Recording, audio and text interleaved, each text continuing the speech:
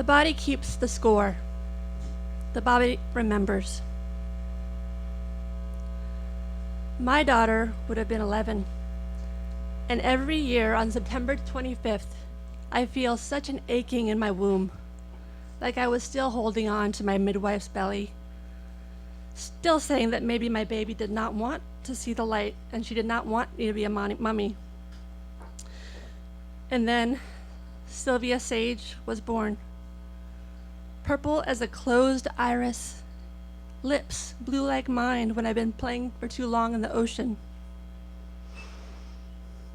The endorphins are the same. Oxytocin love, whiz-banging along whether the baby is born alive or not. The nurses had washed her and dressed her in pink. I would never have clothed my baby in such things. Sylvia's nursery was done up in green and yellow. I'd wanted a live baby. Couldn't God breathe life into Sylvia's lungs like he did with Adam and Eve?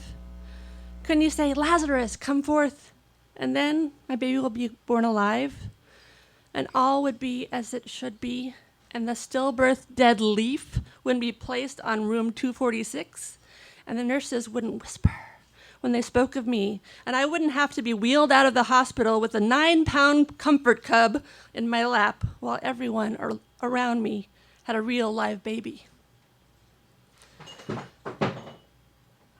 My baby had a tongue in her mouth. She was born 4 pounds, 12 ounces. I was 36 weeks along. My breasts engorged, painful with milk, sobbing in the bathtub as the white sprayed out. Cabbage leaves to calm mastitis.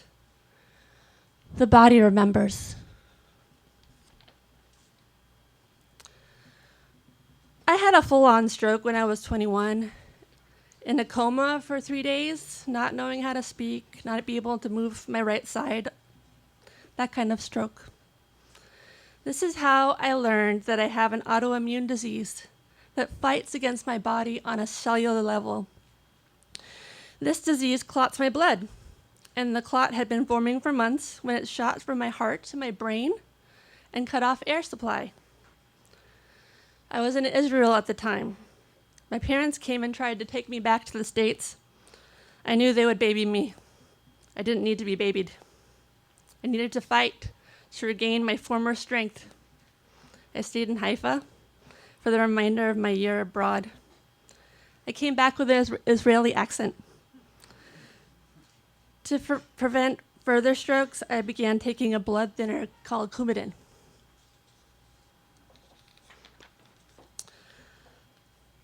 A few years later, an old high school classmate called me to ask if I were coming to the reunion. I explained I was living in LA and really could not make it to Indiana. She said that someone was asking about me and could she give me his email and phone number. He was living in San Diego and had been my former prom date. We weren't high school sweethearts. We weren't dating at the time. My boyfriend had thought it was too bourgeois to go to prom. And his girlfriend had already asked somebody before she started dating him. I asked him if he wanted to go with me.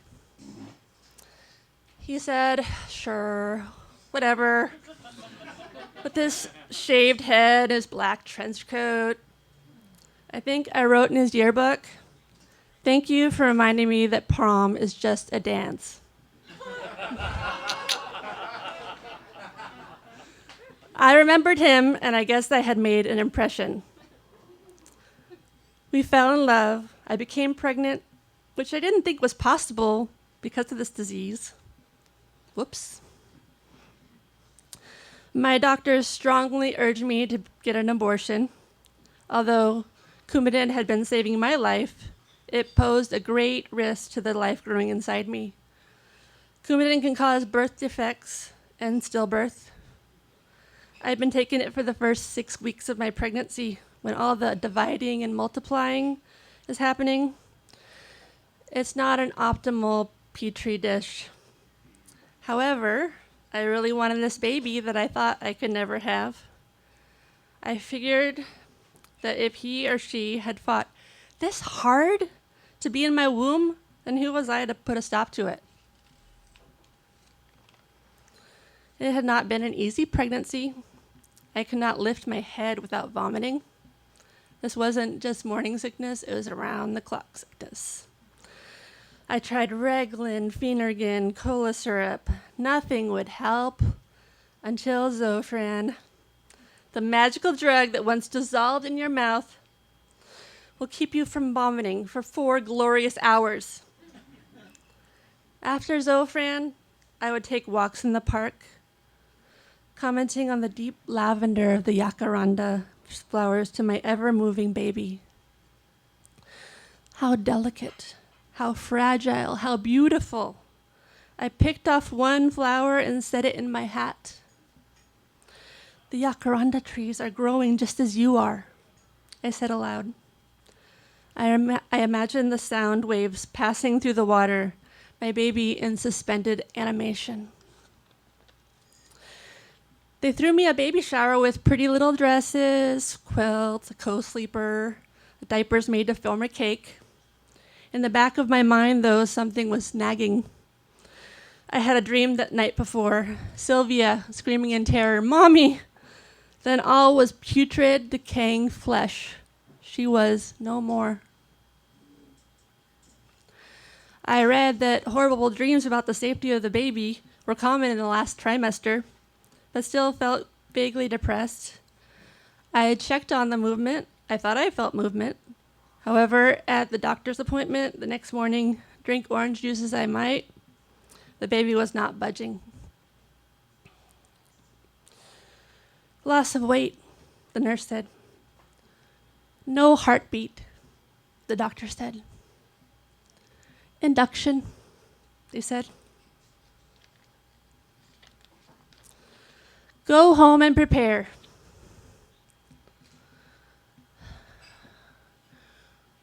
We already were prepared.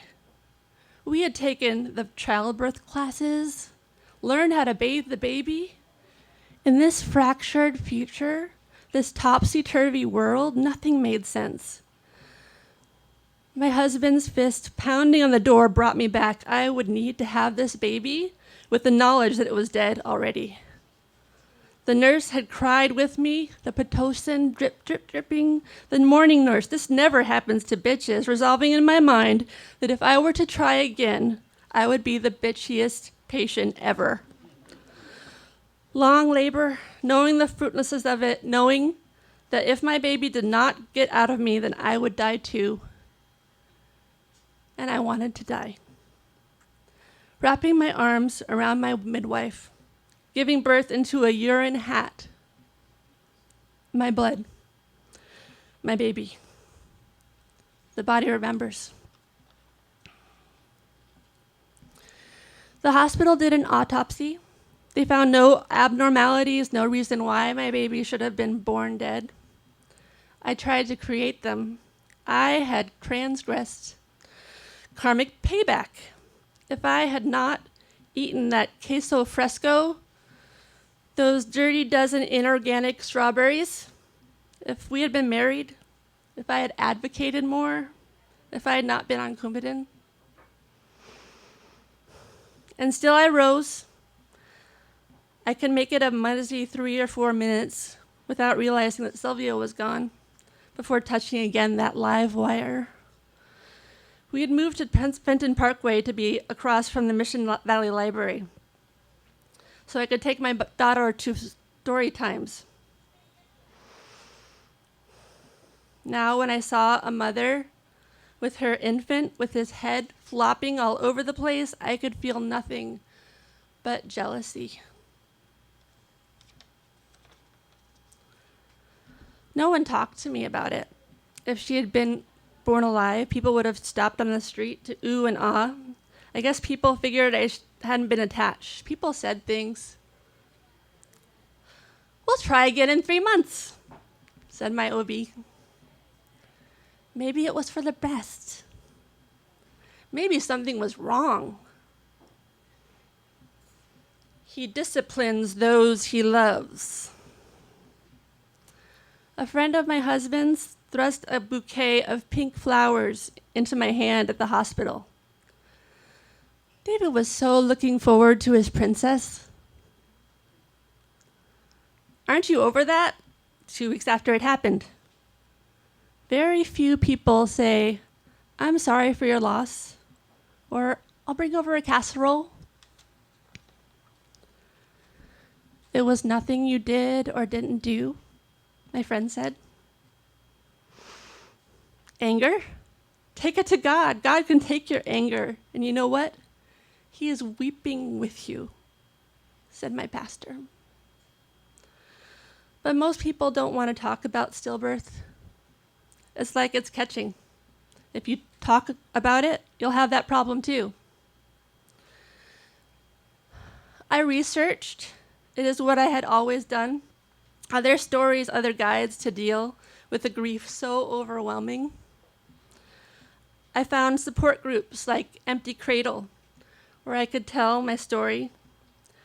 I found a hospice group called Shattered Dreams. I dragged my husband along with me to therapize, as he called it. We would heal if it killed us. Yet every day I continued to awaken. Every day the pain got a little less. Hope grew in me over time. Life, you see, life is so fragile. How miraculous that God awakened me and my husband every morning to live another day. What kind of delusion had I been under, taking for granted this precious life? The grief would come in waves. When I was in the midst of a buffet of sorrow so fierce that my sobs came out in ragged sighs, I came to know that it would pass. Nothing in this life stays. We are in constant flux. 2 years later, we decided to try again. This time, it was under the care of the most respected perinatologist in San Diego, if not the United States. Dr. Moore, UCSD. He's awesome. This time, I was on a blood thinner called Lovenox, shots, twice a day, 3 months in advance of trying to get pregnant and throughout the pregnancy. And this time, I denied in my mind that I was pregnant. I just couldn't hope again. While my baby continued to grow, I prayed every night that he would live. I told God that if he allowed my son to live, that I would call him Joshua, a fierce and mighty warrior that could withstand even my womb, my body. And he was born. A live baby, colicky, full-throated, screaming baby who would not be quiet for a year. He is one of the joys of my life. And don't tell him that I told you this, but he still comes and cuddles at age 10. He still hugs and kisses me goodbye in the school parking lot. I have been blessed. My husband and I are different people because of Sylvia. More gentle, more aware. That is the gift that she keeps on giving.